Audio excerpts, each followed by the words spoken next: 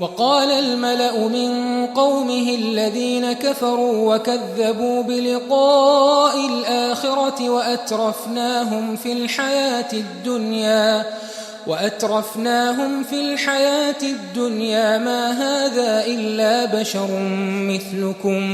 ما هذا إلا بشر مثلكم يأكل مما تأكلون منه ويشرب مما تشربون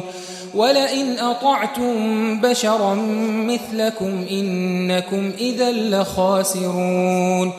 أيعدكم أنكم إذا متم وكنتم ترابا وعظاما أنكم مخرجون هيهات هيهات لما توعدون إن هي إلا حياتنا الدنيا نموت ونحيا وما نحن بمبعوثين إن هو إلا رجل افترى على الله كذبا وما نحن له بمؤمنين قال رب انصرني بما كذبون قال عما قليل ليصبحن نادمين فأخذتهم الصيحة بالحق فجعلناهم غثاء فبعدا للقوم الظالمين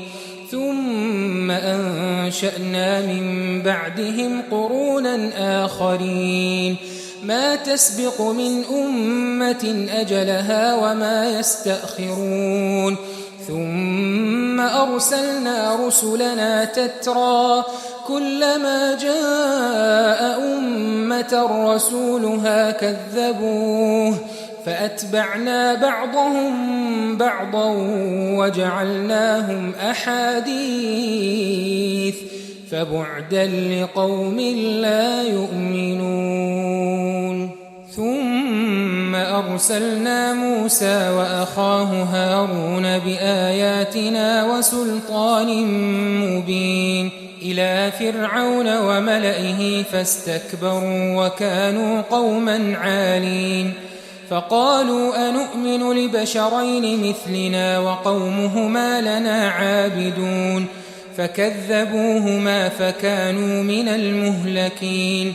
ولقد آتينا موسى الكتاب لعلهم يهتدون وجعلنا ابن مريم وأمه آية وآويناهما إلى ربوة ذات قرار ومعين